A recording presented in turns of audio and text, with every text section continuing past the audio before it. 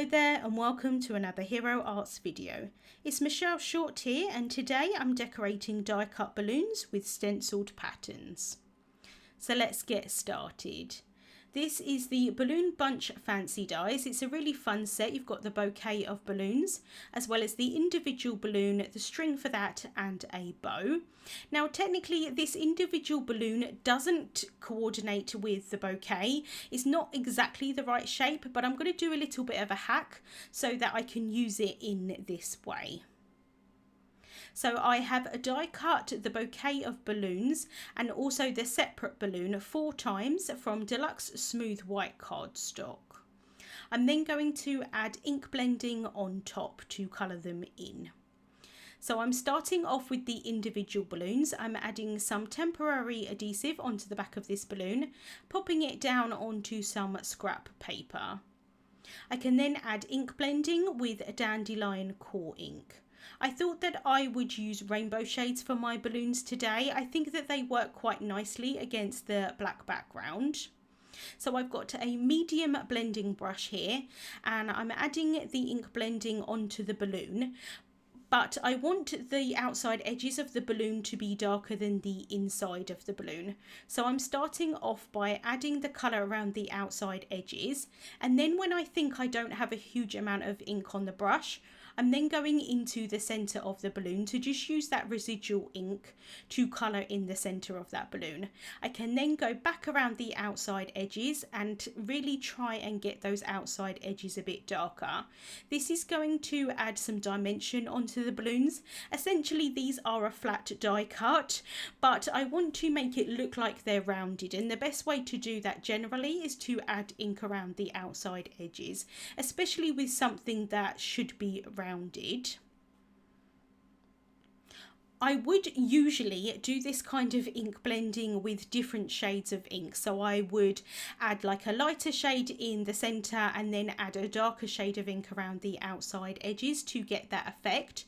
But because I'm using quite a lot of different shades of ink today for each of the 7 balloons, I didn't want to bring in any more inks to this. So I'm just using the one shade of ink today. So for that pink balloon, I used Ultra Pink. And then for the purple one here, I'm using Amethyst, one of my favourite colours of ink. So again, kind of filling in that whole of the balloon with the lighter shade of ink and going around the outside edges to darken them up. And I like using the smaller size of brushes. It's just a little bit easier to try and concentrate that colour around the outside edges. But this ink here, this is aquatic and it is very, very juicy. So this one definitely ended up quite a lot darker around the outside edges, but actually I really love how it turned out. It definitely, like I say, adds that little bit of dimension onto these flat die cuts. So I can just finish off adding that colour around the outside edge, and then I can work on the balloons that I'm going to have on the bouquet piece.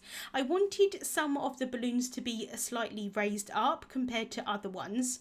So I'm adding some of the colour directly onto the bouquet, and then the other ones I've got those separate balloons that I'm going to add on top.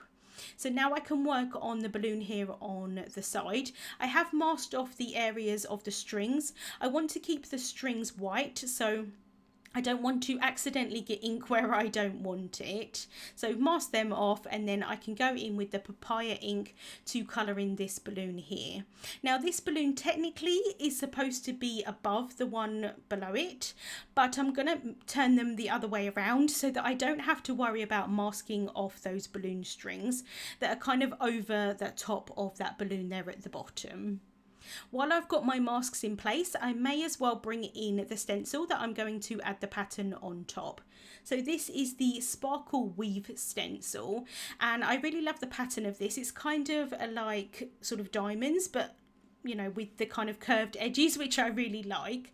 What I want to make sure I do here is to have the pattern going in the same direction that the balloon is facing. Because all of these balloons are facing in a slightly different direction, I do want to try and have this pattern sort of looking like it's in the right kind of orientation compared to the balloon. So I've placed that over the top and held that down with some post-it tape, and then I'm going back over with the same ink, but again I'm adding the darker colour towards the outside edges and then lightening that up in the centre. And this is going to add a bit of pattern onto the balloons and just again add a little bit more interest, and I think they look really fun. I did think about possibly adding a different pattern onto each of the balloons. I do think that that would look really nice, but for today I decided to just keep to that one pattern. I'm now going to work on the balloon there on the top on the left hand side. I just brought in a piece of scrap paper so that I can kind of hold that in place. Bring in that post-it tape there to hold that in place, and then I can add the ink blending onto this one with Bermuda ink. This is a really lovely teal shade, and I'm not worried about this bouquet with the ink going on the other balloons because those are the ones that's going to get covered up. I can then bring in the stencil again, pop that in place, and I'm just trying to have it so that the patterns are slightly different on each of the balloons. They're not kind of being in the exact same orientation. I do want them to be straight, but some of them are going to have the diamonds in slightly different places, and I don't need to clean that stencil each time I use it because I'm just kind of covering over a smaller area of it each time, so I can get away with not cleaning it too much, which is really helpful. So this balloon here at the top is using the Aegean ink, and again I can bring in that stencil on top, try and line that up so it's sort of centered, and then add some more of the ink blending over the top. And that's going to kind of be my green. It is a little bit more on the aqua side, but I'm not always a fan of kind of grass green, so I thought it'd be quite nice to kind of have a slightly different shade.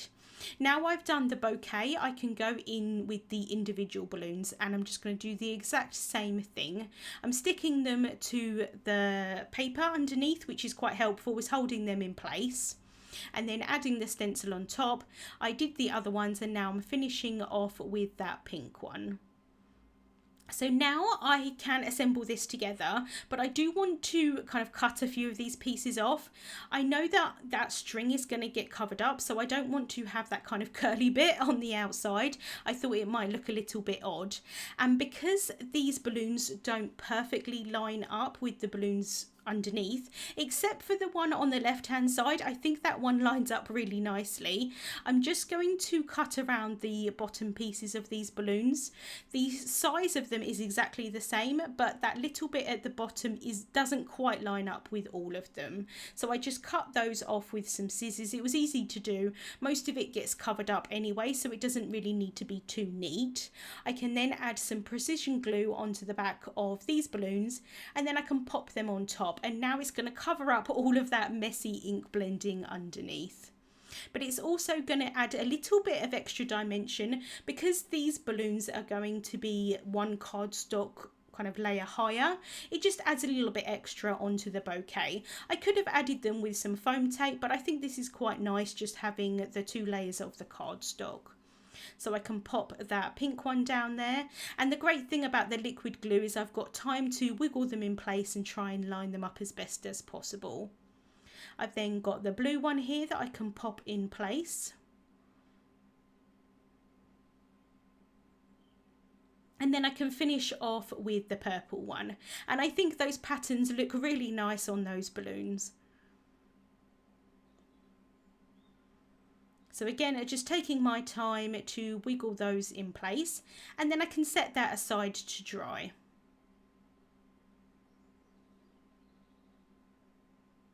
I have an A2 sized card base cut from pitch black cardstock. So that's a folded size of 4¼ inches by 5½ inches. Since my card is really quite clean and simple, I thought it'd be quite nice to add some scoring lines onto the front of the card. I do this quite often because it does just add a little bit of extra detail without distracting from the focal point. So I'm adding a score line every half an inch down the front of the base of the card. So just using my scoring tool here to add those down, and then I can finish off with the last one here at the bottom. And it's very difficult to see in photos, but in real life it really just adds that extra detail onto the card. So I can just hold it in the light here so that you can see how they look. I'm then going to add some thin foam tape onto the back of the balloons, and I'm using thin foam tape versus kind of normal thickness of foam tape because I'm not adding foam tape behind the strings, and I don't want them to be like really crushed if I want to post this in the mail. And I could have die cut a few layers of this kind of bouquet, and so I would have the layers of the strings, but sometimes I actually just prefer the look of foam tape versus having die cuts stacked on top of each other.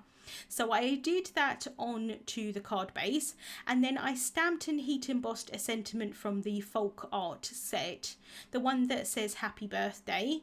I've added some foam tape onto the back of that after I cut that down into a strip, and then popped that into the center of the card. I wanted a little bit of extra embellishment on the card, and so I'm taking the flower pattern cover plate and I'm going to cut that from some more deluxe smooth white cardstock.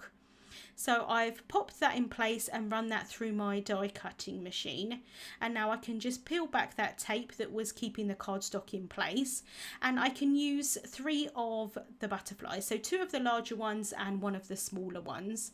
I could use the flowers, I think they would look really pretty to embellish as well, but I thought it would be quite nice to maybe have butterflies sort of flying in the air and then they've kind of just landed on the balloons. So I'm popping the wings up a little bit again so it looks kind of like they're flying, and again adds a little bit more dimension onto the card. I am keeping that piece that I cut. I'm keeping hold of it so I can use it for some other cards in the future. As I was adding the glue onto the back of this butterfly, for some reason one of the butterflies decided to fly away, but I did end up finding it on my desk. I'm not sure what happened there. As I'm popping this down onto the card, I'm just kind of lifting up those wings again so that it adds a little bit of dimension onto the card, and then I can just adhere those other 2 as well.